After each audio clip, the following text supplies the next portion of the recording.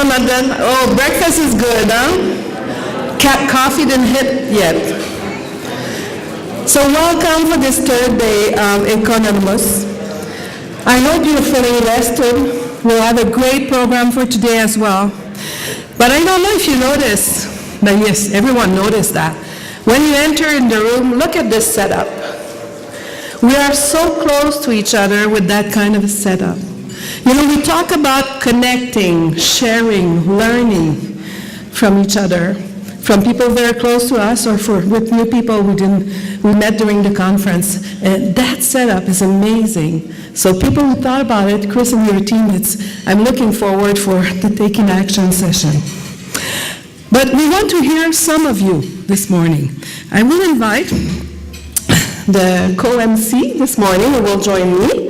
I'm joined today by Court Ellingson, another of local hosts of EconoUs 2017. Court is a Vice President, Research and Strategy at Calgary Economic Development. Court has a long history in community economic development, including 6 years working for CUSO International in Indonesia, before returning to Calgary to work as a senior consultant with Miller Dickinson Blais. And Court, welcome. You will talk more about what you're doing and a few insights you want to share, but let's go in the room and hear some insights about something you discovered, something you want to share, some highlights of what you discovered during this conference. And you have your mic. Who wants to share a story or something you discover or learning or highlights, something you saw? Yes. And please introduce yourself, name of organization, and...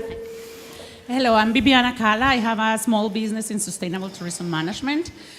And I've been involved in sustainable tourism since I remember, even back in my country, Colombia. And I'm very passionate about it. And yesterday, when we saw the video last night, that video gave me goosebumps. That's what you say, right? And I said, I think I'm in the right place. I'm with the right people, and I need to keep going. This is my passion, and I will keep going. So you will keep hearing about me. Yeah, oh, that's great. That's great. Thank you. Another one. Who wants to share an highlight? C'est quelque chose qu'on a vraiment découvert, qui nous passionne, qu'on aimerait partager avec les autres, parce qu'il nous reste encore quelques heures ensemble pour peut-être aider d'autres personnes à les découvrir. Béatrice, quelque chose que tu as découvert. Court, just, yeah. With my mouth full. Someone said something yesterday that I thought was really interesting. They said, you know, in Manitoba, they're really good at making enterprising nonprofits, but sometimes they need help with the business side. And they said in Alberta, we're really good with the social enterprise, but sometimes we need help figuring out what that social mission is and how are we carrying it forward. Mm-hmm. And I think that really speaks to their local realities. There's an ecosystem of support. There's also a culture that's there that develops problems a certain way. And I think the question is to foster those exchanges to support the parts where we're weaker or unsure, and to show what we've done in the parts where we feel we're doing pretty good. Thank you so much. In this part of the room over there, Court, you're already there. Another story you want to share? Lesson learned? Something we discover? Who participate to the glaze, the collective drawing? For me, it's an highlight. Yes, you liked it? Yeah, and go back and look at the whole design by itself. It's amazing. Who really appreciate the art presentation with Vila and her colleagues? Yes? So, yes.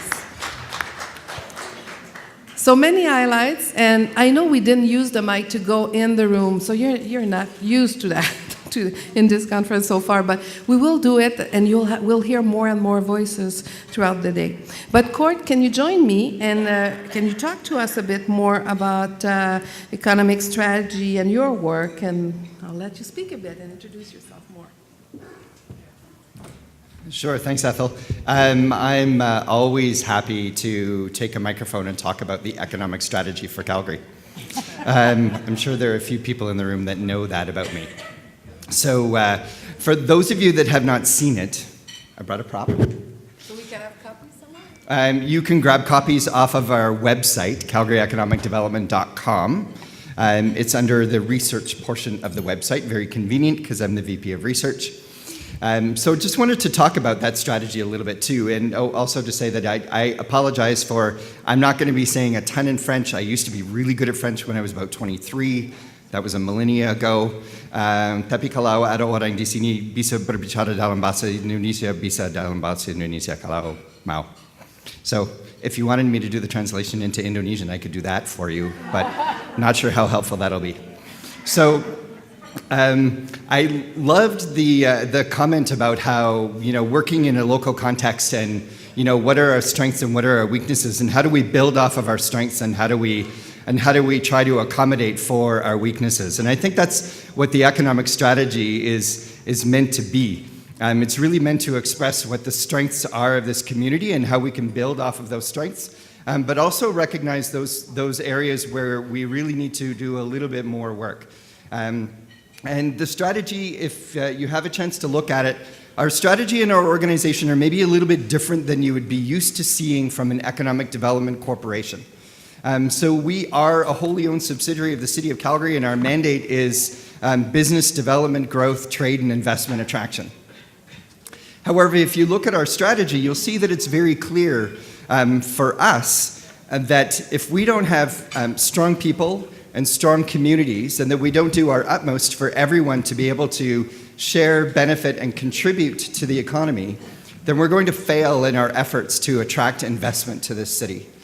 So for us, when we talk about when we're talking about good jobs and you see the expression of people, for us, it's important to be looking for ways to be collaborating with amazing organizations like Momentum, and the work that Momentum is doing and the work that other organizations in Calgary are doing to help lift people up and both be helping to create good jobs for people, but also to be helping lifting people up and the training and the talent development for people to be able to take the good jobs as they're created. So for us, those pieces are all very important, and it's why you'll see Calgary Economic Development working with all of the other host organizations in this conference, and while you'll see us actively engaged in community development stuff, because we know it's important for us to be successful at our trade and investment and business development work.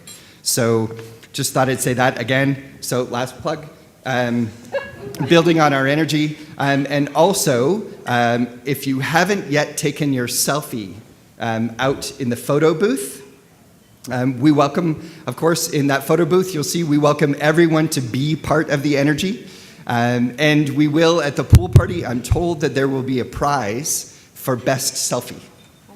So if you haven't yet taken a selfie, I encourage you to go out and take a selfie and be part of the energy. And you're leaving, yes. Aujourd'hui, c'est notre dernière journée ensemble, inspirée des nouvelles rencontres, des nouveaux apprentissages, des témoignages et des échanges lors de cette participation à la conférence nous amène à réfléchir, mais aussi à explorer ce que nous allons faire ensemble après la conférence. Il reste quelques heures, ne manquez pas ces moments importants pour rencontrer de nouvelles personnes. Today is our last day together. This is our time to look forward. What new actions possible as a result of coming here at this conference? All the plenaries and workshops today are here at the hotel. We have a couple of more networking breaks, so don't miss any of them. Go meet people you didn't have a chance to meet. If you haven't yet contributed to Double Glaze, the collaborative art project we are working on, please do so over the breaks. The day will wrap up with a poolside party following the closing reception. And I know probably you pack your suitcase already, people who don't live in Calgary, and you will probably be stressed to go at the airport, but just come 5 minutes, 15 minutes, 30 minutes, just to celebrate everything we've been through in this conference, and it will be the last chance to connect or kiss or whatever, you know? You know what, as a Francophone, when I really want to meet someone, I say, we'll do it the French way. So I did it already with some of you. And I have to admit, you didn't hear any jokes from the MC. and great MC court, usually they have at least one jokes. I'm the one who will laugh very loud when I hear a joke. 5 minutes later, I forget it. So I asked many people in the room if you had a joke, then the MC could say it. No one suggests something, thank you very much. And I went on Google. Look at jokes about economy. They're very bad. So I won't test you on one. So Kurt, it's your turn. For the plenary, I think it's very impressive, and we'll roll it out, and I'll let you continue. Super cool. So I will caution people about the kisses at the pool party. My family's Scandinavian in background. We're not quite as, let's say, affectionate. That's true, Ethel did. So this morning's plenary focuses on our third theme here at EconoUs, good jobs. And when we talk about good jobs, we're talking about sustainable livelihoods for individuals and families. Jobs that allow individuals to not only get by, but to build the assets needed for resiliency and growth. Good jobs pay a living wage, they offer career development, and provide safe and healthy work environments.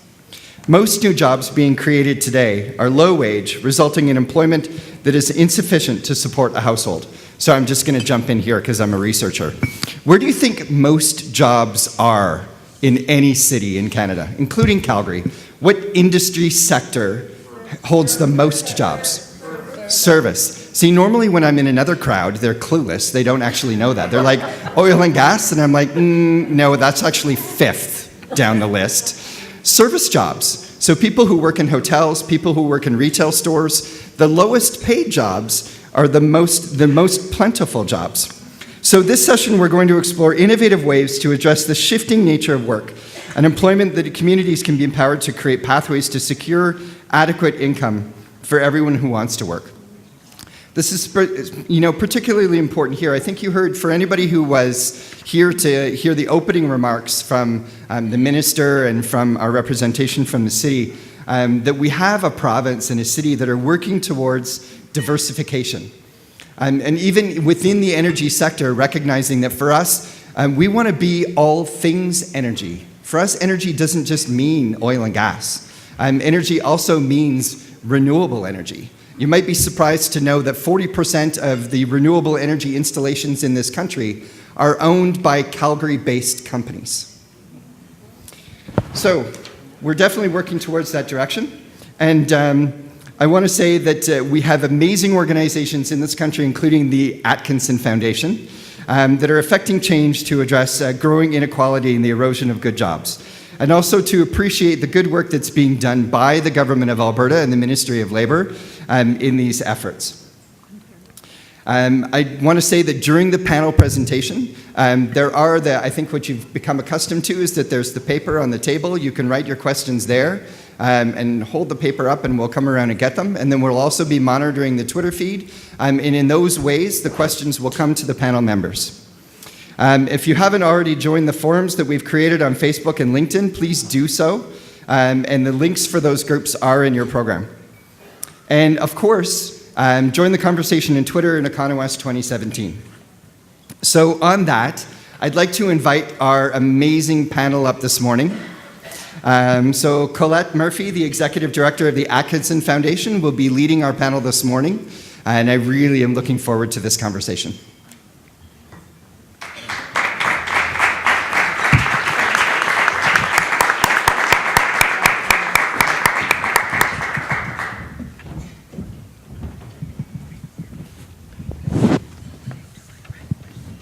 Good morning, everyone. Good morning, everyone. So you just write it on We're the all paper. here. I'm very impressed you are an early crowd. I was like, really? We're really starting at 8 a.m.? Yeah. And here you all are. So thank you very much, both of you, Cote and Ethel, for the wonderful introductory remarks. And Court for starting to set the context for the discussion that we're going to have here this morning. Can you guys turn my mic on? Yeah, we're working on it. Okay. Why don't I borrow this? Yeah. Can you hear me now? Yes. Okay. So I wanted to spend a couple minutes setting the context and building on Court's remarks for what we're going to talk about this morning. This session is really about how we raise the democratic state. I'm sorry, I have my back to a lot of you over there. Apologies. Community economic development strategies in polarized times. Volume, please. Volume, okay. Okay. Is this working now? I think so, if you Speak it a little bit closer to you. Okay, sorry, I was hoping this was better. I don't like using a mic. So we're looking at towards the end of 2020, and we're seeing disruptive technologies, rising income and wealth inequality, and polarized politics in Canada and around the world. The good jobs that were the cornerstone and foundation of our shared prosperity are starting to disappear. Citizens in the local economic development process have been reduced to stakeholders whose interests are often acknowledged, but democratic power is not. At the Atkinson Foundation, where I work, about 5 years ago, we had to step back and take a hard look at where we were. We had done some amazing work with some of you in this room around how reducing poverty, but we hadn't moved far enough or fast enough than we had envisioned. And so our board said it was time for us to raise the stakes. And as part of that, they said, we have to stop asking what makes a community poor and start asking what makes a community wealthy. They asked us, nope, this isn't on. Okay, great. Yeah. They also said, we want to stop talking about how we create less precarious work and how we can focus on more decent work and how we create it. And so we began to connect with people who were asking these kinds of questions as well around the world. We were looking to the OECD, to our colleagues in the US at the Democracy Collaborative, and to the newly formed at that time Broadband Institute. People who were doing three things particularly well. They were challenging deeply rooted beliefs about poverty and starting to begin to work cross-discipline, cross-sector, to try and generate new solutions. They were focused and anchored in a mission around to use their economic power more strategically. And they were taking small steps and the occasional leap towards an economy that did two things very well. First, creating more decent work and decent workplaces for more people. And secondly, sharing the economic benefits of growth more equitably. And I think that's the values of all of us here in this room. So for Atkinson, we knew we needed to broaden our tent of allies and to get down to learning.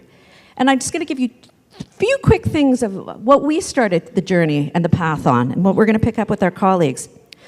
We began to learn alongside policymakers, trade unionists, workforce developers, social enterprise experts like you in the room around how we could use the infrastructure money that was coming into Canada in a most significant way in generations, in ways that not only built world-class infrastructure, but also lifted the voice and changed conditions for low and moderate income workers and communities.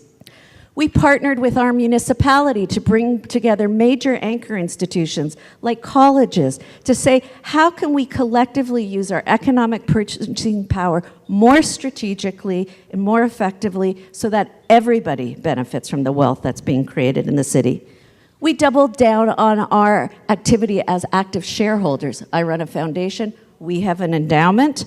We began to really lift our voice to say, how can we make stronger the connection between shareholder value and decent work practices, and that one does not have to come at the expense of the other.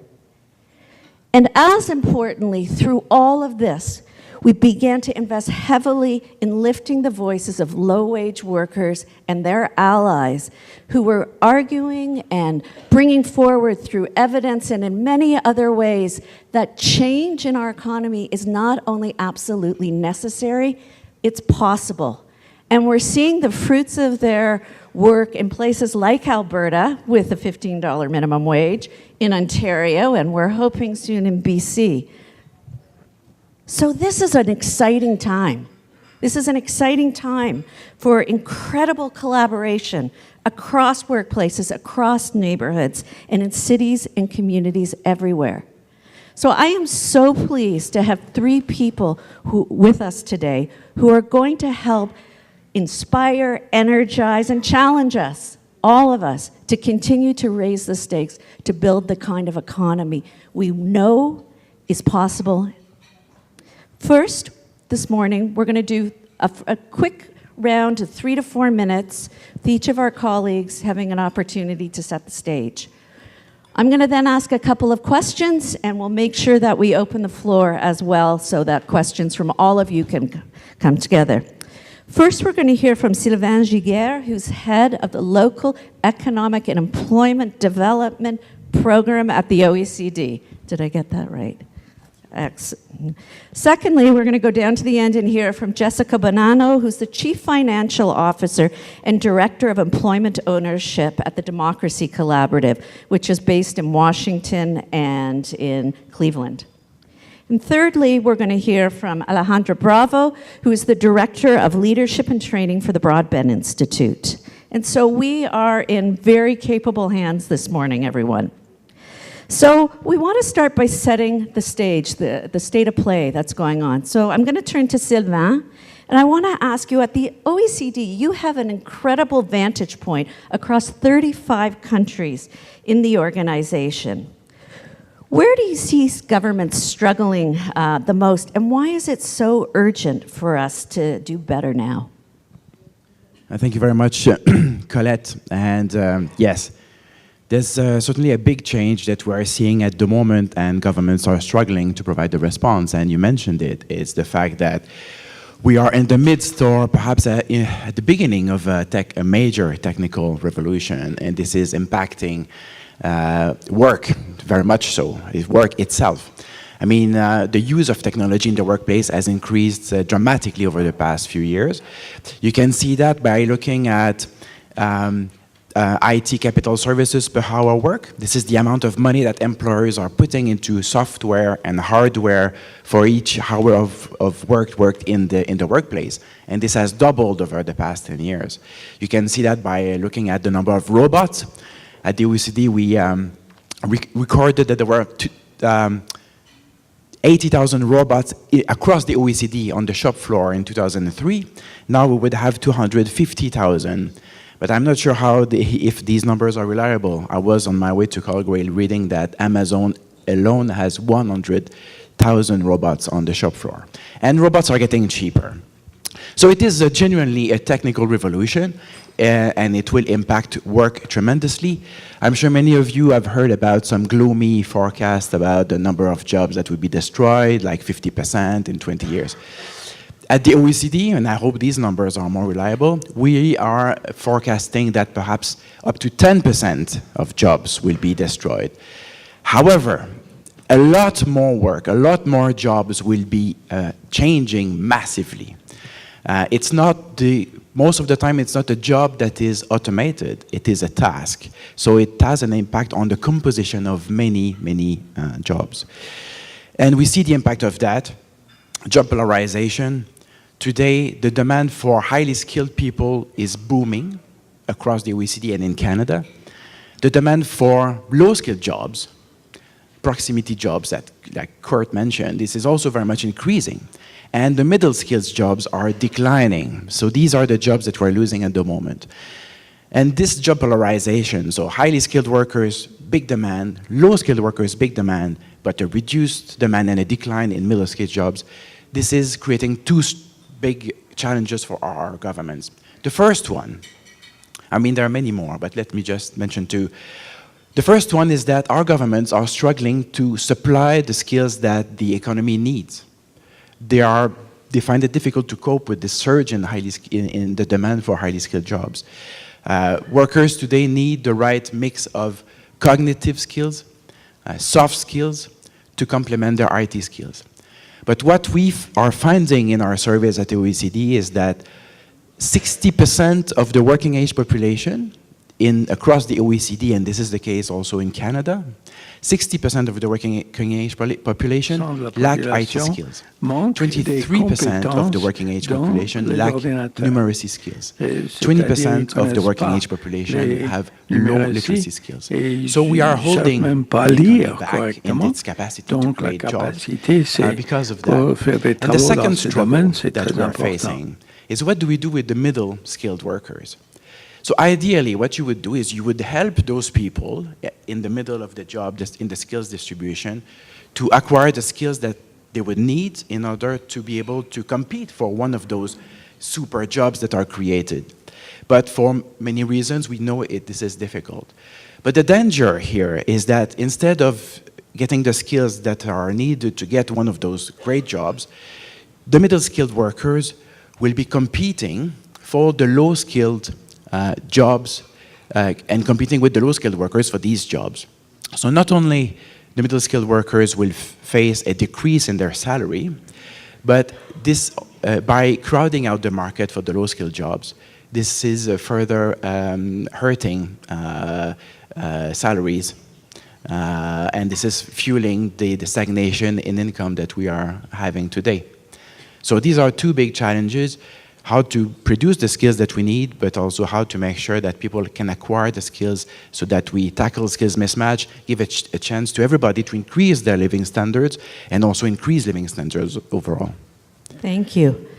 I think part of what I'm hearing is we can't necessarily predict the future of work, so we have to think about how do we create a floor regardless of what it is for what's coming down the path. And Jessica, I think picking up on that stream, you know, Canadians, we're really preoccupied often with what's going on south of the border, and particularly recently we can't open our newspapers, turn on our radio without hearing something pretty interesting down there. But the U.S. has also been a home and an incubator of extraordinarily interesting and dynamic community economic development work. Could you talk a bit about the work of the Democracy Collaborative, what you're trying to do, and how your community wealth building approach is trying to respond to labor market changes that Sylvain raised? Thanks, Colette. Can everybody hear me? Good morning. Yeah, so I'm here today from Cleveland, Ohio, and I work for the Democracy Collaborative. We are a think and do tank with offices in Washington, D.C. and Cleveland, Ohio. And our work, like many of yours, is to create a more democratic economy by developing new models and pathways that can engage change makers, like everyone in this room, to build community wealth with an eye towards driving systemic change. Now, we believe to do that, you have to have new designs, right? It's not enough just to have the analysis, but we have to have new actual structures and designs and new pathways of ownership in order to create an economy that's capable of delivering the different outcomes that we all want to see, like equity, justice, environmental sustainability. So in our work, we work at the level of theory and action to try and harmonize, to try and think big about what's possible, and then test those models on the ground and as reflective practitioners to translate those lessons into our work. And so through this, we've developed an approach that we call community wealth building. Has anybody heard the term of art in this room? Some of you have. Community wealth building is sort of our umbrella term for what it looks like to have economic development approach that's explicitly emphasizing equitable outcomes. And community wealth building is really a systems approach to economic development. Its explicit goal, what we say to others, is to create an inclusive economy where all people have the opportunity to build wealth, because we know that building wealth and having real family wealth is a prerequisite of community stability, of democratic participation, et cetera. The implicit goal is to promote, and I say this in the room, you know, among friends. The implicit goal is to promote democratic control of the economy. Because when people own their economy, it simply creates a situation where more people's interests are reflected in the outcomes, right? And we know that. So the approach of community wealth building is to develop or to encourage or incentivize the development of place-rooted assets that are owned broadly, right? So we're all working on asset development, but community wealth building asks us to think about ownership, to push a little further beyond the programs and the best practices and the models that we know about, and to ask, how can we root these programs more deeply by having them owned more broadly? So are we doing social enterprise development? Great, right? How wonderful it is to be engaged in work that can produce, better family economic security and opportunities for people to use their talents and gifts as entrepreneurs. But what would it look like if, when we're doing social enterprise development, we're explicitly concerned with developing enterprises that are owned broadly, like cooperatives and other types of employee-owned businesses? Are we doing affordable housing development? Great. What would it look like if communities collectively own their neighborhoods and their buildings and things like that?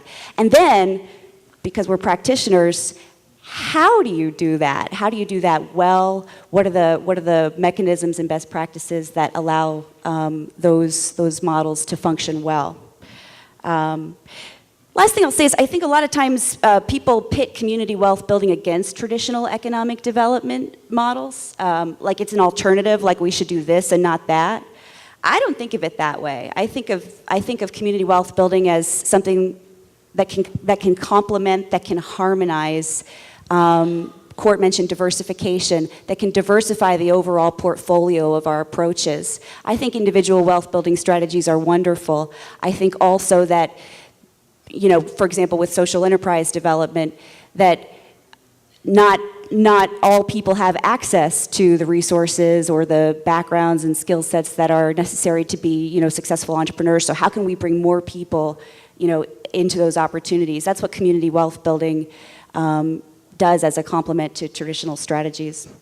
Now, Colette, you asked about outcomes, and I'll say through our work over the last decade or more in promoting this, we've seen some really exciting models popping up all around the United States, and they look different in different communities, and that's desirable and appropriate, right? So in Cleveland, Ohio, we've worked with the Evergreen Cooperative initiative, which is effectively an incubator of employee-owned businesses that is developing those companies in disadvantaged communities and hiring explicitly with folks who have barriers to employment, and then giving them opportunities for ownership in those businesses. In Albuquerque, New Mexico, we're taking a very different approach, and we're working with a network of healthcare anchor institutions who formed a peer learning community where we're involved as coaches in helping them envision what's possible with their procurement assets, with their workforce development programs, with their investment portfolios. How can they use those assets, differently with a goal of creating more equitable outcomes? We work in Native American country, near the Twin Cities, in another peer networking environment where where social entrepreneurs are gathering together to support each other and to learn about business development strategies. We've seen in the city of Richmond, Virginia, the city government has created the nation's first Office of Community Wealth Building, which has as its goal developing a basket of these type strategies. So those are some of the examples from across the country that illustrate how community wealth building is taking root in our communities. Fantastic and really exciting. I encourage everybody to go and check out democracycollaborative.ca. .ca, sorry. So I did a .com this morning looking for the hotel's website. Thank you. Okay, Alejandra, you've been working with communities on the ground to around this exciting new investment in infrastructure development that's happening across the country, using a new tool in our toolbox called Community Benefits. Can you talk a little bit more about that, and what you're doing, and how you see it as providing really big returns for community economic development actors in the sphere? Okay, bonjour et merci. And right now we have unprecedented on the horizon investment in infrastructure. And at the Broadband Institute, we're about building backbone for progressive organizing in Canada. So also in an experimental way, we're working in place. And so a lot of this has been in Ontario with the investment by the provincial government through its agency into LRT building. And we're very jealous about the LRT here in Calgary. In a lot of cities in Ontario. So that's what that's what this is about, is that labor and community leaders have recognized the tremendous opportunity, seized it, and have claimed a place in the process, in the decision-making process. So that's an exciting thing. Just to get back to, just to make sure, does everybody here know what a community benefits campaign or agreement is? A little bit? So I'm going to define it for you as a start because it is a way of doing business differently. And like many things that we do in Canada that are innovative, we've looked to our friends in the South, in the US, who are grappling with similar conditions. Community benefits campaigns are, first of all, they're local. They use law, policy, or agreements to make sure that economic development meets community needs. Community benefits agreements themselves are negotiated. They're legally enforceable contracts, and that's really important. They're signed by community groups with government or a private developer or an agency of government, and it includes in writing the commitments that are going to be made to the community out of any particular development or infrastructure build, and it could be a private development, and how those benefits would be monitored and enforced. So here we start to introduce the notion of accountability to community for things that take place where they live. So what's the promise of this work? I mean, first of all, the community benefits organizing that's happening, the intention is to build power for the members of the communities where the development takes place. And that they get to start to think about how to shape their local economy, which I think is a very powerful thing. It's that leaders come together, when we're talking about disparate leaders, from labor, from community, from self-organized groups, because they recognize that, on their own, they don't have enough power to confront, the opportunity and to actually leverage some benefits for themselves. So they start to think, maybe we should align our agendas. Maybe we should start to develop a shared vision. And then we're going to figure out how we're going to achieve what we want once we've identified what that is and how we're going to work together. It's really about believing that economic decision-making has to be opened up. It has to be broadened. And that economic development strategies have to actually have benefits for workers in a place. Recognizing that the service industry is the area of growth and those aren't good jobs. So by broadening public participation, we're ensuring that on the one hand, we're opening up participation in the democratic space, and on the other hand, there are real tangible benefits. There's a material change in people's circumstances. How does that sound? Yeah. Pretty good, right? Well, is it easy? I don't think so. The first thing is, I'd like to ask how many in this room have wrestled with the idea of how to include the community that they serve, where they're located, who they consider their constituents to some degree, how to allow them to participate in shaping their economy. How many of you have wrestled with that question? Lots of you. That's great. So I'm going to tell you that there is promise in this idea, but I won't sugarcoat that it's easy to do.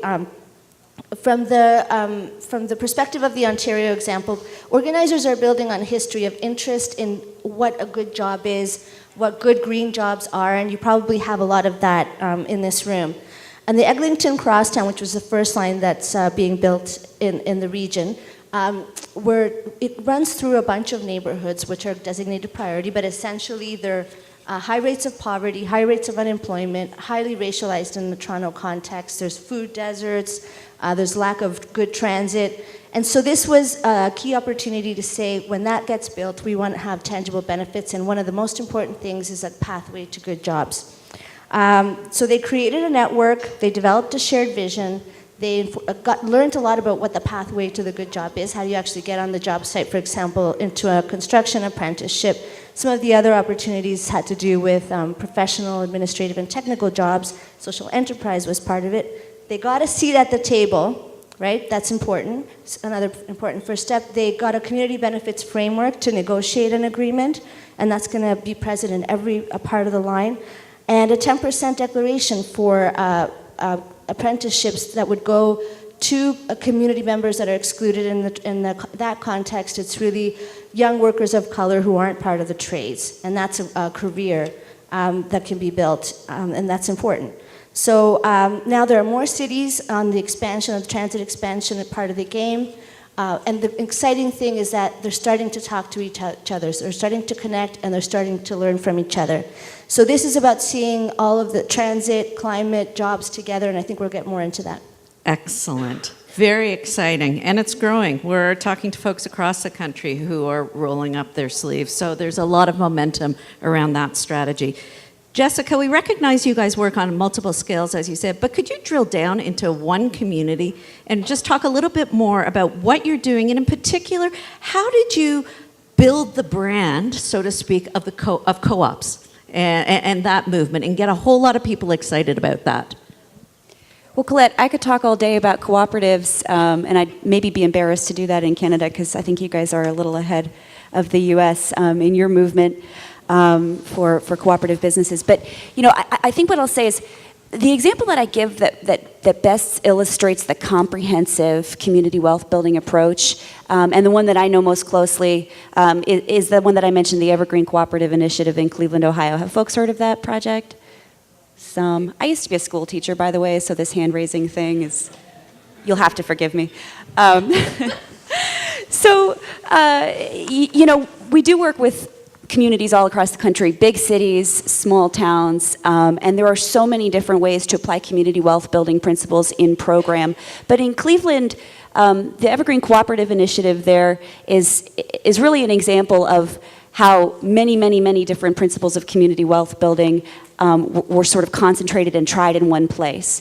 So for those of you who haven't been to Cleveland, Cleveland's a typical Rust Belt city, suffered from a lot of post-industrial disinvestment, and has all the classic hallmarks of that type of community. So high vacancy rate, high poverty rate, high intergenerational poverty rate, high unemployment.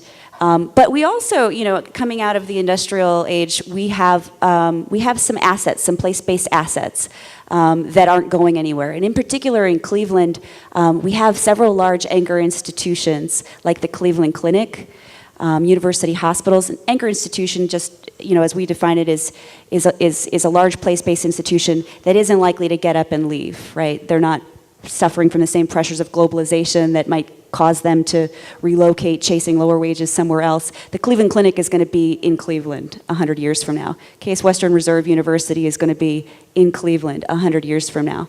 And so as anchors in the community, there is an opportunity for those institutions to think strategically about how they can leverage their resources to make their community stronger, because it's in their self-interest, since they are going to be there 100 years from now, that the community is strong, and because they're nonprofit institutions that have already a mission of community benefit. I mean, that's why universities exist. That's why hospitals exist. It's to promote, you know, healthy communities in one through one pathway or another. So in Cleveland, you know, there was the Cleveland Foundation brought in a number of stakeholders, including the city and these anchor institutions and our organization, around the question of what can we do to better leverage our assets to address this issue of poverty, because we're done waiting for another big job creator to come in and save us, right? We know that's not going to happen anymore. We're not going back to the golden age. So what can we do with what we have? And what came out of that were a basket of strategies under the umbrella of the Greater University Circle Initiative, affordable housing investments, transportation investments, workforce development programs, wonderful things. But it was also identified that those programs don't always benefit the most vulnerable in our communities. For example, if you have a great workforce development pipeline that links you to jobs at a hospital, it may be true that certain members of the community with incarceration records or particularly low skill, low literacy can't have those jobs. They're just, they're shut out of those types of pipelines. So what can you do for those community members? And so the Evergreen Cooperative Initiative was an initiative to develop businesses linked to stated supply chain needs at these institutions that would be located in and hire explicitly from some of the hardest hit communities in the Cleveland area. And as I mentioned, because it's community wealth building, it wasn't enough just to create, companies that were serving these institutional demand needs, but also to ask, what can we do to make those more broadly owned? And so these businesses were set up as cooperatives, and not just cooperatives, but networked cooperatives, businesses that are part of a common network where they're able to capture economies of scale, or I like to say economies of network in shared back office support services and things like that, and shared nonprofit resources. And where they're able to mutually support one another. And so here you have an example of, 3 businesses that were created. We have an industrial laundry that does healthcare linen and hotel linen in the community, with the anchor client being one of the large hospitals. We have an energy efficiency subcontractor that does LED retrofits and solarization. And there's an urban agriculture, very, at scale urban agriculture project. And these businesses employ about 120 individuals from the community, about half of whom have become member owners. About 20% of whom have incarceration histories, and probably about 70% of which have, severe barriers to employment. So can I get in? I'm going to absolutely get in here, and I'm going to bring Alejandra in, because I want her to pick up that thread of communities most impacted by the issues having a leadership role in the work. And so I'm wondering if you can sort of pick up on why does that matter so much. And just so everybody knows, I am weaving your questions in as we go along. Can you speak specifically to why it matters to get folks like developers on board? If you've got the democratic power, how does that allow you to bring institutions in, like developers, into these processes, who generally don't have to listen? Well, I think it's about getting to yes, first of all. When community members recognize the economy is all of us, they start to learn how the system works, they start to come together to formulate an idea for what they want, the plan, the economy that they want where they live. You start to really challenge the idea of gentrification. It's about development without displacement. And so for the importance of building economic power, there has to be deep democracy there too. The full exercise of citizenship means that people have to find their voice and their agency. And it's not just enough to say, hey, let's do some civic education, but let's actually learn while we are putting more resources in our pocket, while we're changing our material conditions. 'Cause it starts to raise people's expectations about what's possible. They start to make different kinds of demands and be part of the development process. It's really critical. Having champions on the inside of the system helps to bias those wins. And it's definitely in the community benefits organizing example. People have relied on sort of change the minds of the system, the ministry that funds the apprenticeships, even the premier, the developer who starts to champion that, hey, we can actually take the high road. We can actually make sure that there are good jobs, and in fact, we're going to get more investment. It's a win-win-win situation, and what ends up happening is genuine, authentic local leadership starts to be created, and it's definitely not without its bumps, but it's also a chance to look at how we're going to fight injustice in all its forms. And I'll say that one characteristic that's really critical here is a deep commitment to equity, that we're going to lift each other up, and that sometimes means addressing systemic things like racism in particular. A lot of important things. We go from inclusion to participation, to citizenship, to the exercise of power, and to democratic participation that actually makes material difference in a person's life. It changes the game. Fantastic. So, Sylvain, we know that national economies are built on local economies, and that local action is where that difference can be made. But we also know that in many cases, local governments contract out to folks in other places.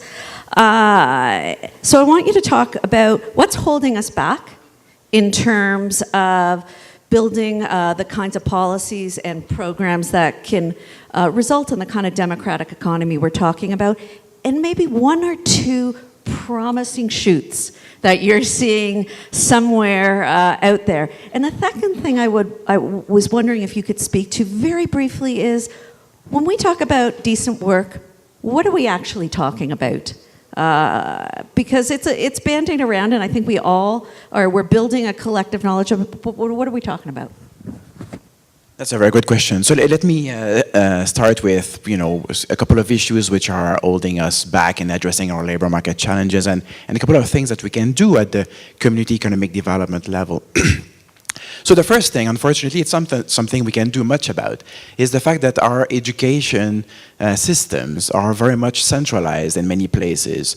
So I don't know how it is in your provinces, but I know from my discussions here that in Alberta, and I think it's the same in Quebec, it can take from 5 to 6 years for the Ministry of Education to approve changes in a program. And so by the time the curriculum has changed, the labor market needs have disappeared. So it's completely useless. So we need to work to make the education system more responsive. We also need to encourage more young people to do the difficult things and to go into STEMs. We need to encourage the girls to do STEMs as well. So there's a lot of things that we have to do at the level of the education system. And I'd wish the OECD could do more. And we have a dialogue with them, and it's something that we are trying to improve, but it's difficult.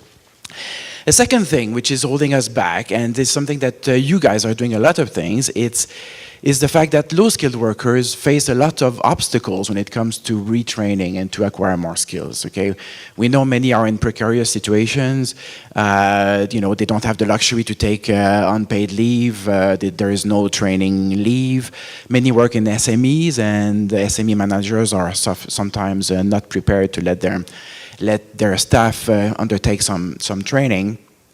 And so we need to work at the community level and have a dialogue with employers, with employees, to make the case for training. And there are some good examples that I've seen in Alberta, for example, and I'm sure there are many others. Bow Valley College, for example, and I'm sorry if others in Alberta are doing the same, but applying the essential skills framework of ESDC and working with employers and employees to pass a tailored test, to have them to craft a test and have them to pass it voluntarily, and so that people can see, the employees and also the employer who take part voluntarily in this, to see what they could gain from additional training within the workplace. And so I think this is very powerful. We see mayors promoting apprenticeship. So we don't live in Germany, we don't have the dual system, but there's a lot of things we can do locally to make sure that things happen. So there's a lot of things that we can do to pool SME skills needs, for example. So there are many things. It's all about connecting workforce development with economic development. It's blending the two together. A third issue that is holding us back, and there's something that is more challenging, but we can do it, is that if we want to improve job quality, if we want to solve this stagnation, I mean, even if we improve skills, even if we help the low skills to acquire more skills, it's not going to be enough, I'm sorry, okay? So if we want to increase job quality, we need to increase salary. Salary is not the only thing, but it's very important to increase living standards. So we need to increase salaries. If we want to increase salaries, we need to increase productivity. And one of the best ways to increase productivity is to work with the talent in the workplace and to engage them in identifying ways to innovate, develop new product, new processes, identifies new ways of working, changing the work organization, and so on and so forth. So it's not enough to supply the skills, we need to be able to use them. Unfortunately, this is not happening because firms today, for many reasons, they tend to take a short-term focus. They try to stay competitive by cutting costs, not by improving their productivity, not by innovating, not by investing, and we know why this is the case. I mean, they all face short-term issues. They lack capacity. They lack financing, for example. So we need to work with them to help them to actually make a better use of their talent. And our systems sometimes contribute to this situation. So, for example, so that's not the best practice. It's a worse practice, but we need to be aware. Employment offices at the local level, they try to meet, to help companies to fill their vacancies quickly. And they may do that even if a company has a very high turnover. So the high turnover may be a signal that there's something going wrong in the company. So instead of putting our money, because this is a subsidy to some extent, we are helping companies to fill their vacancies. It's fine, it's part of the mission of employment services. But by doing that, if there's a bigger problem in the firm, we are perpetuating this problem, which is a cause of low-skilled jobs that we have. Couple of solutions. Well, we have to, employment services need to work with others. Again, it's about workforce development, working with economic development, but also accepting to do something beyond your mandate. The mission of employment services is to work effectively in the labor markets, to try to solve the shortages and so on. But you need to take a more critical approach. You need to work at the local level with the economic development stakeholders to understand where your local economy is. Are you in a low skills trap? Does it mean, if you have both a low supply of skills and the demand for these skills is low at the same time, it's going to be a vicious circle. The young people will not acquire more skills. They will not go to school because they will see that there's no job that will be commensurate to the efforts that they will put themselves into education. And the good companies which can create the good quality jobs will not come because they need highly skilled workers, and they will see that all they can get in the local economy is low skilled workers. Okay, so we are in the rapid fire round because I have been given the 5-minute warning, folks. So we're going to do 2 rapid fire questions. I'm going to ask all of you. So first, how are you working with organizers working at the OECD across countries and democracy collaborative with cities, politicians, local actors on the ground? How are each of you raising the stakes in your own work? I'm going to start at this end. Yeah, great. So, if our rapid fire, 1 minute. Rapid fire. If our job is to mobilize, right, then we need to be leaders. And leadership is about inspiring and inviting and making people feel called and welcome, to this work. And I think that if I had one critique of progressives like myself and those on our side, it's that sometimes we assume it's necessary for people to accept our analysis first and then enter into the work with us. But I think one way that we're upping our game is to instead communicate our value proposition in terms that resonate with what's important to our stakeholders. And if I had one challenge to the group here today, I guess it would be just that, to meet folks where they're at, and to make what we're offering the most exciting, sexiest, fun, inviting work to be a part of, and something that people can see themselves in. So Alejandra, how are you guys raising the stakes, and one challenge for the community here in the room?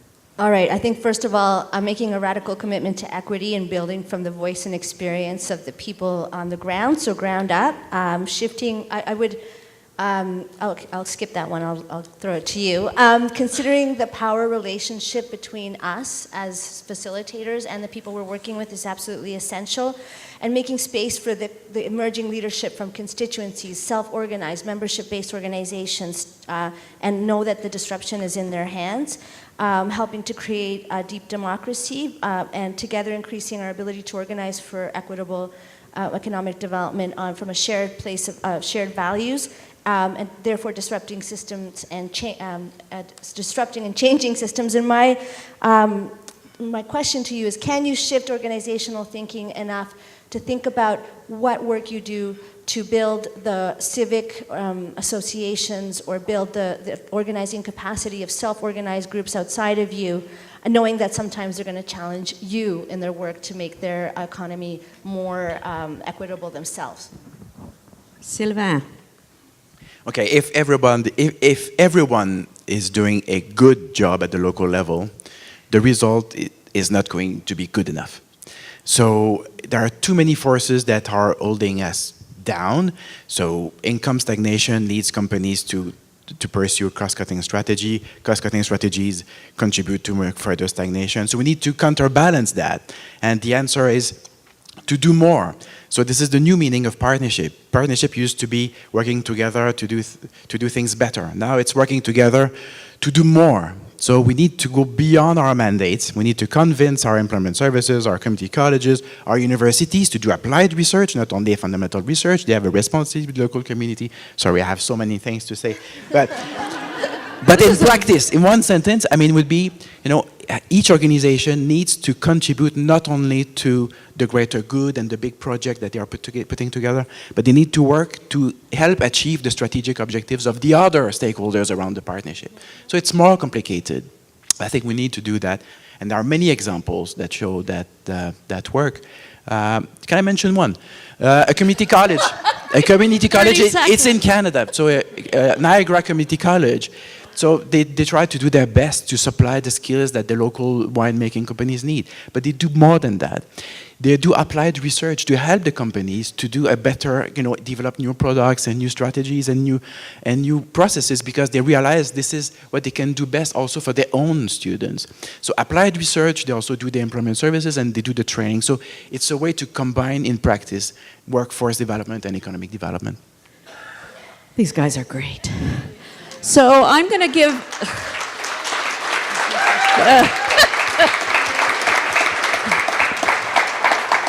So I want to leave you with my proposal for all of us.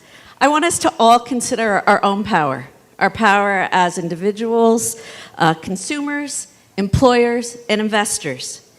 It's that we first look at ourselves and what we can do and then learn from our peers before turning our good intentions to others. And I want us to be relentless in examining our own assumptions that are underpinning the work that we're doing, and look for insights that can improve public policy. Because you're right, we have a local scale, but we haven't even gotten to talking really about the national public policy scale or provincial. And that I also want us to listen with uncommon patience and attention to those who have historically been excluded from the economy and take our lead from them. And when we have enough experience under our belts collectively, let's get out there and lift our voices even louder in social media, in government platforms when we're invited in, and with communities hand in hand. Each one of us can take this proposal forward into our own spheres of influence. Because as one of my colleagues wisely said last night when we were talking about this, disruption and transition are inevitable, but whether it's just or not is up to all of us. So thank you all. Thanks to our extraordinary panelists. Thanks to CCEDNet for bringing us all together. And good luck as you move into the hard work of the next few hours of setting the course moving forward.